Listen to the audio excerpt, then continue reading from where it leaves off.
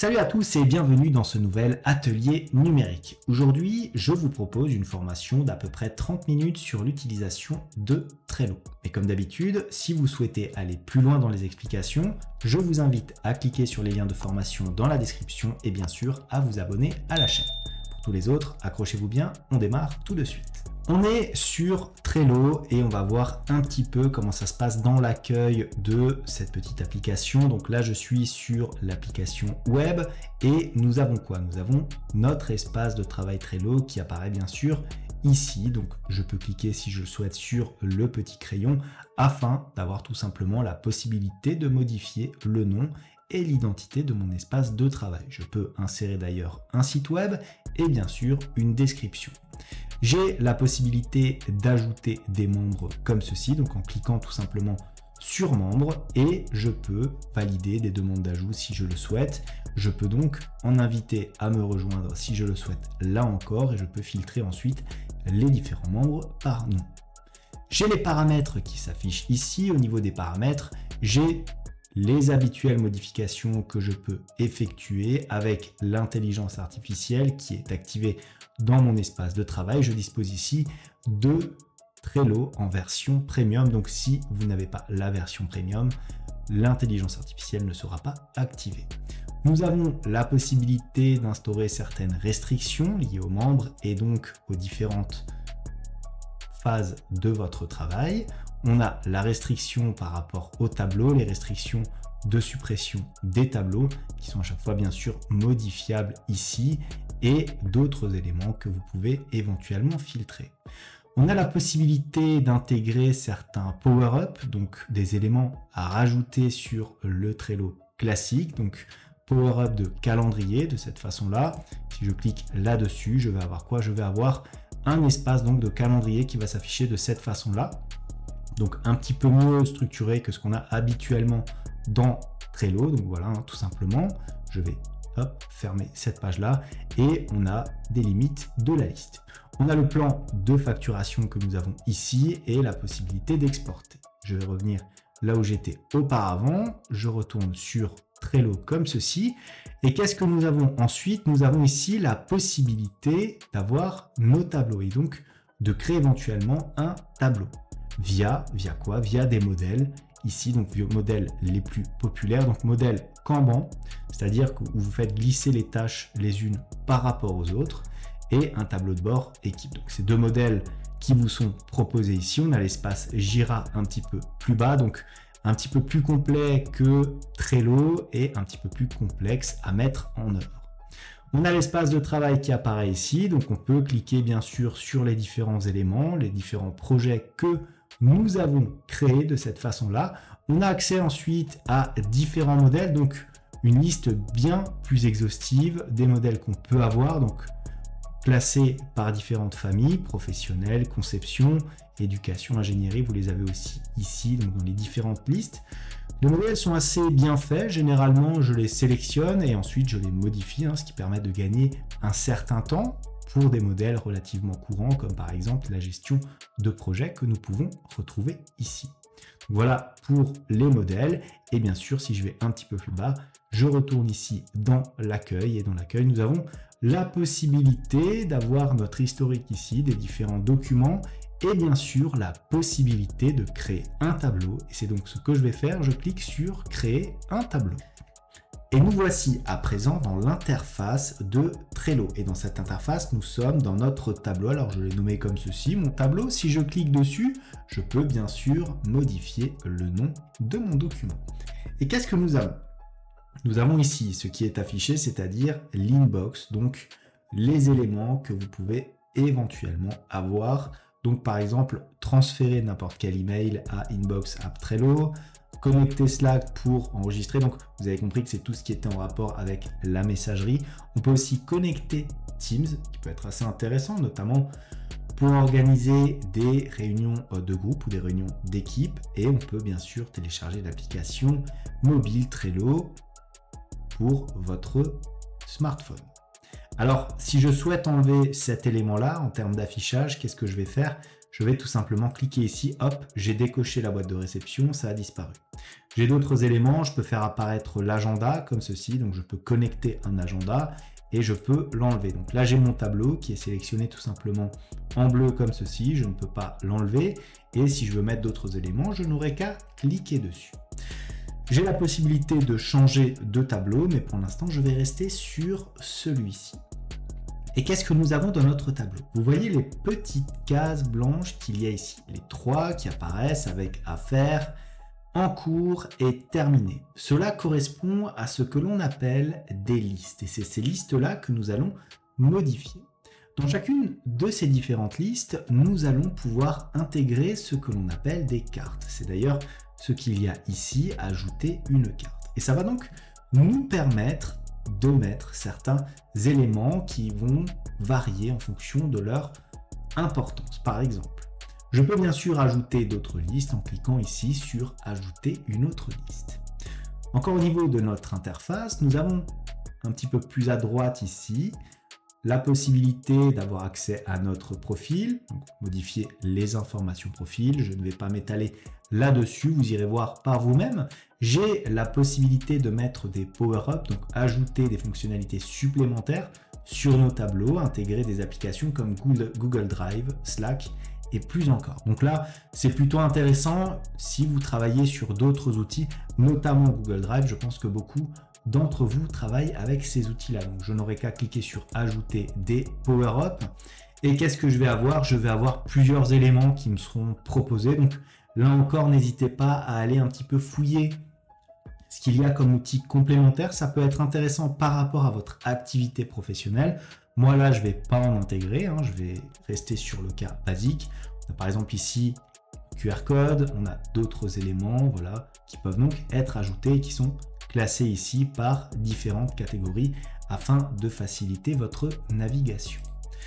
Je vais fermer cela. Vous avez la possibilité d'ajouter des automatisations. Si vous cliquez dessus, des automatisations qui vont apparaître sous forme de règles.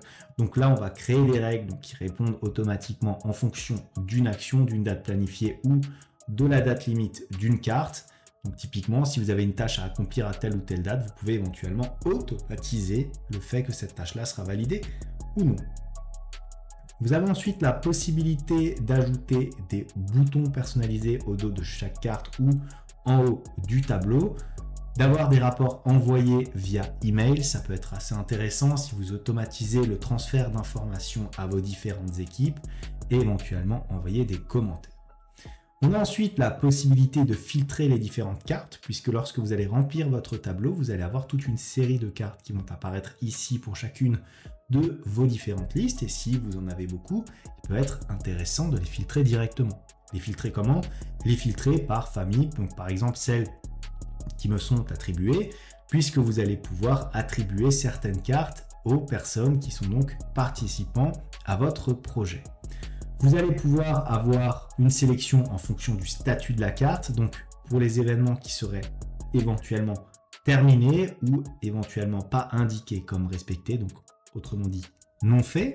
Vous avez bien sûr la date limite, ça peut être assez intéressant, donc vous pouvez afficher les éléments sans aucune date limite, les éléments en retard, ça peut être très important pour identifier directement ce qu'il y a à faire, notamment dans l'urgence. Les échéances à demain, les échéances la semaine prochaine, les échéances le mois prochain. Les différentes étiquettes que vous allez opposer à vos différentes cartes, par exemple, vous pouvez mettre une étiquette du type urgent, très urgent ou peu urgent, par exemple, et ça va vous permettre de sélectionner les étiquettes. Ce sera à vous de personnaliser les différents éléments. Je peux mettre par exemple une étiquette rouge, tout simplement pour les éléments urgents.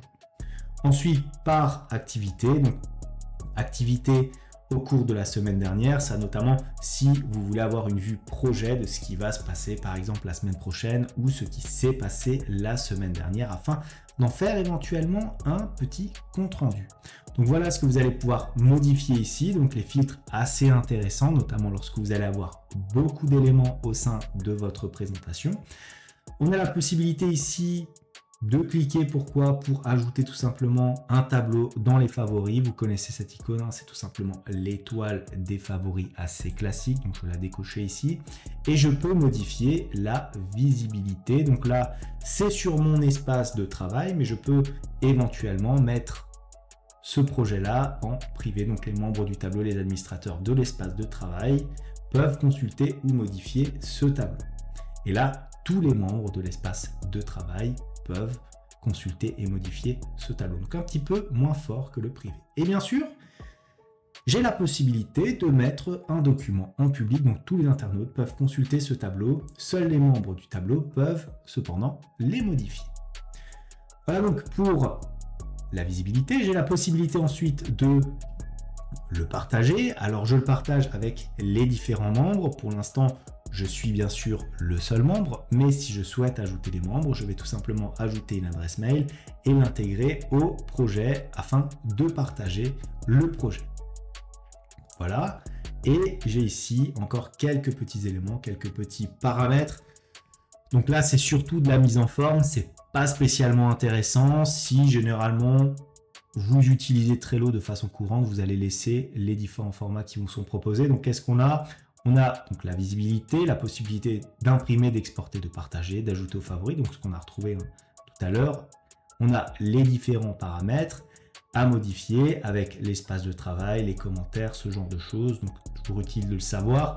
On peut changer le fond d'écran si on n'aime pas trop cette petite montagne-là. On va cliquer là-dessus et on peut sélectionner soit des photos, soit des couleurs, soit éventuellement personnaliser. Si je prends des photos comme ceci, je peux, si je le souhaite, avoir d'autres éléments, comme par exemple, on peut mettre ceci, voilà, tout simplement. Et regardez, nous avons donc modifié notre template. Je fais un petit retour en arrière, comme ceci. Je peux ajouter, si je le souhaite, des champs personnalisés. Ça peut être assez intéressant. Donc les champs personnalisés, c'est quoi? C'est par exemple la priorité que j'ai d'ores et déjà ici installée, avec une priorité haute en rouge, un peu moins haute en orange et très basse ici en bleu. Je peux ajouter d'autres champs si je le souhaite, donc notamment le statut, le risque ou éventuellement l'effort. Je peux cliquer sur nouveau champ afin d'intégrer un nouveau champ comme son nom l'indique. Là encore, je retrouve les éléments que nous avions tout à l'heure au-dessus, c'est-à-dire l'automatisation, les power-up, les différentes étiquettes, les stickers que nous pouvons intégrer, la possibilité d'avoir un modèle, l'activité et les tâches archivées. Alors les tâches archivées, c'est quoi? C'est tout simplement lorsque vous avez mis ici une carte avec une tâche, vous allez ensuite la mettre dans terminer. Une fois qu'elle sera terminée, vous aurez la possibilité de l'archiver afin tout simplement de ne plus l'avoir sur vos différentes listes. Nous avons aussi la possibilité de suivre, de réduire toutes les listes et de copier ou d'envoyer le tableau. Donc voilà pour l'interface globale de Trello.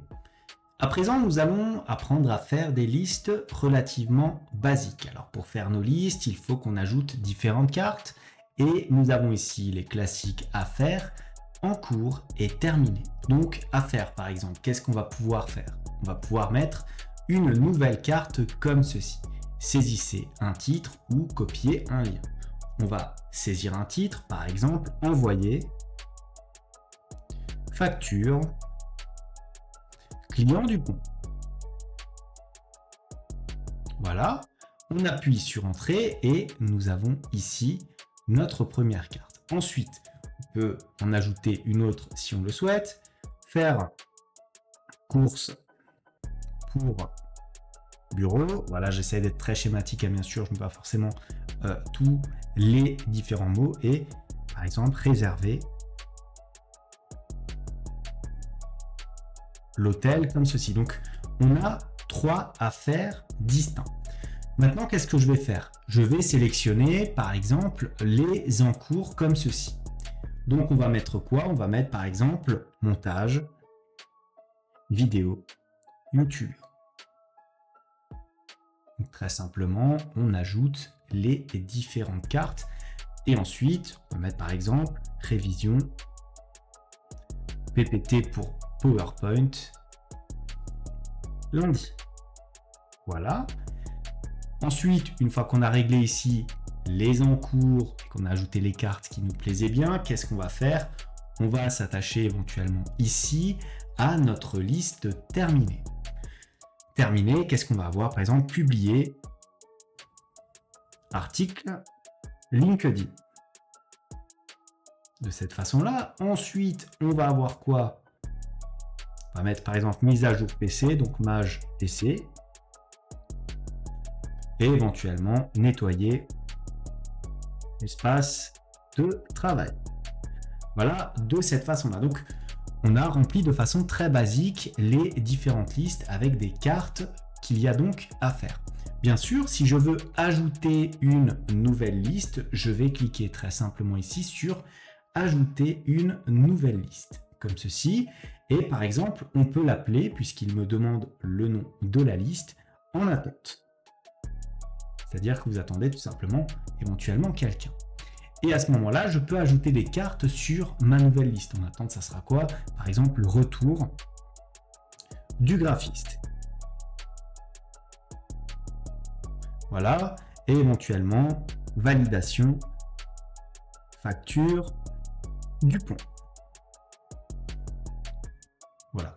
Donc on a notre liste en attente, notre liste terminée, notre liste en cours et notre liste à faire.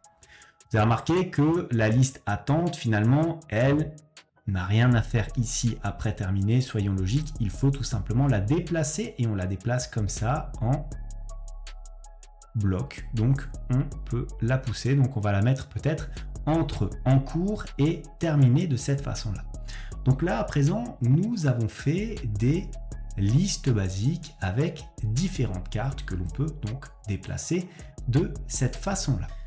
Une fois que vos listes sont en place et que vous avez mis vos différentes cartes de façon finalement assez basique, vous allez pouvoir modifier véritablement ce qu'il y a au sein de vos cartes. Par exemple, ici dans ma liste à faire, j'ai la possibilité d'envoyer la facture au client du pont et une fois que cela sera fait, bien entendu, on pourra le mettre dans terminé.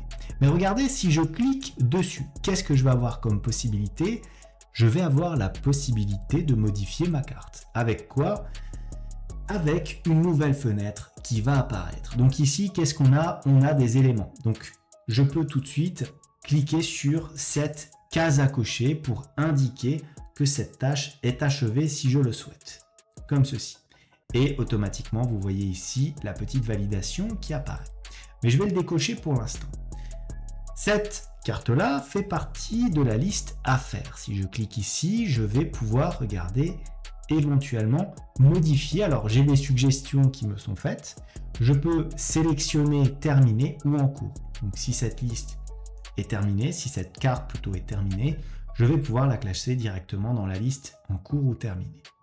Je peux, si je le souhaite, avoir l'exhaustivité de mes listes en cliquant tout simplement là sur liste. Donc, je vais retrouver à faire, en cours, terminé et en attente. Une fois que j'aurai déplacé cette carte-là, je vais pouvoir aussi modifier la position de celle-ci. Donc ici en position 1, je peux éventuellement la mettre en position 2 ou position 3, puisqu'il y a 3 éléments de ma liste. Si je sélectionne une autre liste, comme par exemple en cours, voilà, je peux là encore sélectionner les différents éléments. Je vais la laisser dans à faire pour l'instant. J'ai différents éléments à rajouter. La description. Je peux rajouter d'autres éléments comme par exemple mettre ne pas oublier de prévenir la compta. Par exemple. Je peux bien sûr mettre en forme ce petit texte avec les petits paramètres de mise en forme classiques que vous retrouvez dans absolument tous les traitements de texte. La couleur de la police par exemple, l'ensemble des différents éléments. Donc là on est en texte, je peux sélectionner des en-têtes comme ceci, donc voilà, je peux mettre le texte en gras si je le souhaite, je peux le barrer, je peux modifier le code, je peux modifier les différentes listes, enfin ajouter plutôt des différentes listes, je peux ajouter des liens, peut être assez intéressant. Je peux mettre une image si je le souhaite, insérer des éléments comme ceci avec des émoticônes, des extraits de code par exemple, ou éventuellement des citations. J'ai un assistant à la rédaction qui apparaît ici et j'ai aussi, et c'est assez important de le rappeler, la possibilité de joindre et d'insérer ici un lien comme ceci. Si je clique dessus, je vais avoir tout simplement les éléments qui vont apparaître ici. Ensuite, une fois que cela est fait, je peux bien sûr afficher le markdown ici ou éventuellement ouvrir une boîte de dialogue. Mais on va s'arrêter là et je vais sauvegarder. Une fois que j'ai sauvegardé, qu'est-ce qu'il me reste? Alors donc j'ai ma description ici et ensuite j'ai des champs personnalisés qui apparaissent. Les champs personnalisés, je peux les sélectionner comme ceci. Alors qu'est-ce qu'un champ personnalisé? C'est le champ qu'on peut utiliser dans les différents paramètres afin de sélectionner quelques éléments du type ici dans la priorité de ma carte. Je peux choisir la priorité haute, moyenne ou basse. Alors là, c'est en anglais. Regardez, si je prends haut, je vais avoir tout simplement l'élément comme ceci qui apparaît en rouge. Donc on va le laisser en haut, c'est très très bien. Ensuite, qu'est-ce que j'ai? J'ai l'activité ici, donc afficher les détails si je le souhaite, et je peux éventuellement écrire un commentaire. Maintenant, et c'est relativement intéressant, tous les éléments qui se situent là à droite de votre carte. On va avoir quoi? On va avoir la possibilité de rejoindre. Alors c'est nous qui allons rejoindre cette carte-là. Vous voyez, à partir de maintenant, c'est moi qui dois éventuellement faire cette action-là puisque je suis véritablement dans cette carte-là. Donc c'est à moi quelque part qui est attribué cette carte. C'est moi qui devra envoyer la facture au client du pont. Si je souhaite tout simplement sortir de cet élément-là, qu'est-ce que je vais faire? Je vais cliquer ici sur quitter la carte. Voilà. Je peux maintenant ouvrir aussi d'autres membres comme ceci en recherchant les membres et pareil en les intégrant à cette carte-là. Voilà tout l'intérêt quelque part de Trello. Ça va vous pouvoir de connecter d'autres personnes de votre équipe par exemple afin tout simplement qu'ils puissent être au courant des tâches qu'ils vont devoir exécuter. Ensuite, j'ai des étiquettes, donc je peux ouvrir ces différentes étiquettes, donc voilà, de différentes couleurs à chaque fois. Je peux, si je le souhaite, créer une nouvelle étiquette avec une certaine couleur, donc je peux éventuellement mettre du rouge ici, afin de faire apparaître mon étiquette, et je vais cliquer sur créer. Regardez, j'ai le rouge qui apparaît ici sur ma liste, avec donc cette étiquette-là. Plutôt intéressant, ça peut vous permettre de décortiquer les différentes cartes avec les différentes urgences ou éventuellement les différentes personnes qui peuvent être rattachées à ces différentes cartes. Maintenant, vous pouvez créer bien sûr une checklist. Donc checklist comme ceci. Alors, quand vous cliquez dessus, il vous propose de mettre un titre à votre checklist. Je vais laisser comme ceci. Je vais cliquer sur ajouter tout simplement. Et là, j'ai différents éléments. Alors, j'ai par exemple contacté Monsieur Bernard, comme ceci, on va mettre ajouter. Donc ça va être ma première case à cocher. Puis ensuite, je vais avoir contacté Monsieur Dupont. Voilà, ça va me faire ma deuxième case à cocher, ajouter. Donc il faudra que je coche ces deux cases-là pour pouvoir compléter bien sûr ma checklist à 100%. Et vous avez remarqué, quand je suis passé en vert ici, je suis passé aussi en vert sur ma liste qui pour l'instant est floutée. Si je décoche ces éléments-là, regardez, je repasse ici en blanc et voilà, je repasse donc à 0 tâche cochée sur 2. Donc l'intérêt, c'est bien sûr de pouvoir personnaliser l'ensemble de vos cartes ici avec les différents éléments de gestion de projet ou de gestion de tâches pour votre équipe. Ensuite, vous avez quoi? Vous avez la possibilité ici d'ouvrir différentes dates. Donc les dates, voilà, date éventuelle d'exécution. Si je mets par exemple le 23 avril comme ceci, donc c'est la date limite.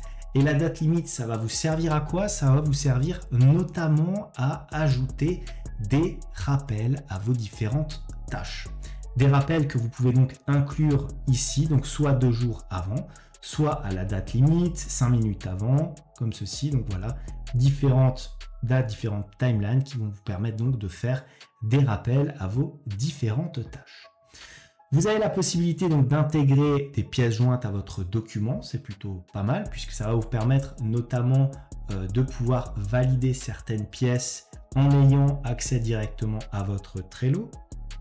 Vous pouvez mettre un emplacement, ça peut être toujours assez intéressant si vous avez des personnes qui sont rattachées à des tâches et que ces personnes-là doivent se rendre dans un lieu bien précis, vous allez pouvoir mettre un emplacement direct que vous allez rechercher sur Google Maps et qui va donc apparaître sur votre carte. Vous pouvez changer l'image de couverture si vous le souhaitez. Voilà, donc avec différents éléments ici, donc pas grand chose à dire là-dessus. Vous avez des champs personnalisés que vous pouvez avoir ici. Les champs personnalisés, vous les avez à l'intérieur d'une carte, mais vous avez aussi cela dans les paramètres généraux de votre fichier Trello. Donc là, on a la priorité, donc qui est déjà présent ici comme champ personnalisé. On a d'autres champs qui sont suggérés, comme par exemple le statut, le risque, éventuellement l'effort. Et on peut créer un nouveau champ en cliquant bien sûr sur Nouveau champ. Je peux mettre le titre que je souhaite et sélectionner le différent type. Alors ça peut être par exemple valider telle ou telle information comptable et dans ce cas-là, je vais créer des cases à cocher. Je peux mettre un menu déroulant ou éventuellement un nombre ou un texte, c'est à vous de voir par rapport au champ souhaité. Je peux ajouter, si je le souhaite là encore, des power-up, donc des compléments à Trello qui vont me permettre d'ajouter quelques fonctionnalités et des automatisations qui vont apparaître via un bouton ainsi que différentes actions afin de retravailler nos cartes sur Trello. Vos tâches sont en place, vos listes pareilles, et bien à présent vous allez pouvoir faire ce qu'on appelle une automatisation. Et ce que je vais vous montrer, c'est automatiser des éléments via un bouton donc au niveau de vos différentes cartes. Donc supposez que vous ayez votre carte, celle qu'on a créée tout à l'heure, envoyer facture client Dupont. Vous allez cliquer dessus. Vous allez avoir quoi? Vous allez éventuellement cocher cette case-là comme étant achevée. Vous avez différentes actions, vous pouvez la déplacer comme ceci et donc sélectionner, éventuellement terminer afin de déplacer votre carte. Et lorsque vous allez sortir, que va-t-il se passer? Vous allez voir ici que votre carte est donc à présent terminée. Si vous souhaitez faire un retour, c'est très simple, vous n'avez pas besoin de réouvrir, vous pouvez tout simplement la reglisser ici dans Affaires. C'est un petit peu laborieux. Ce que vous pouvez éventuellement faire, c'est quoi? C'est insérer un bouton comme ceci en cliquant sur votre carte et vous allez pouvoir aller ici dans Automatisation. Alors, qu'est-ce qui nous est dit? Créer des boutons et des règles pour effectuer différentes actions sur vos tableaux. Ça tombe bien, c'est exactement ce que nous souhaitons faire. Donc, je clique sur Ajouter un bouton et j'ai plusieurs modèles de boutons qui me sont proposés. J'ai la possibilité de déplacer la carte vers, copier la carte dans, ajouter une étiquette, rejoindre la carte, définir la date limite ou la date de début, marquer la carte, supprimer, trier la liste. Moi, je vais rester classique, je vais sélectionner déplacer la carte vers, comme ceci. Et on va mettre un petit titre. Donc, un titre à quoi? Un titre à notre bouton. On peut mettre, par exemple, terminer la tâche. Comme ceci. Ça veut dire quoi? Ça veut dire que dès que je vais cliquer sur mon bouton, automatiquement ma fiche va apparaître dans la liste terminée puisqu'on aura tout simplement terminé notre tâche. Et regardez, on a le détail de l'action qui apparaît ici. Donc déplacer la carte en haut ou éventuellement en bas. Donc là on va mettre éventuellement en haut de la liste et là on va sélectionner la liste. Donc soit on les met à la suite en les mettant les unes au-dessus des autres, soit on les met à la suite en les mettant les unes en dessous des autres. Donc, de la liste quoi? De la liste terminée tout simplement, comme ceci. Donc voilà mon bouton. J'appuie sur ajouter un bouton comme ceci. Et qu'est-ce que j'ai? J'ai l'automatisation qui apparaît ici. À présent, regardez. Je vais sortir ici, je vais retourner dans ma fiche. Mon bouton est toujours là. Je clique dessus. Et regardez, après un petit temps de chargement, vous avez vu qu'il a disparu de cette zone-là et qu'il est réapparu ici dans l'espace de terminé, dans ma liste terminée. Maintenant, si je sélectionne une autre tâche, comme ceci, qu'est-ce que je vais avoir? Vous voyez que l'automatisation va apparaître dans l'ensemble de mes fiches, ce qui est plutôt intéressant. Maintenant, ce que je peux faire, c'est ajouter, si je le souhaite, un autre bouton et on peut éventuellement copier la carte ou ajouter peut-être des étiquettes. Je vais plutôt sélectionner terminer. Ici, comme ceci, alors pas terminer, supprimer bien entendu. Donc, on peut supprimer quoi? Tous les membres, l'étiquette, toutes les étiquettes, la date limite, la date de début, toutes les checklists, la couverture, les stickers. Donc, je vais pouvoir créer un bouton. Donc, on va par exemple supprimer tous les membres et on va appeler ça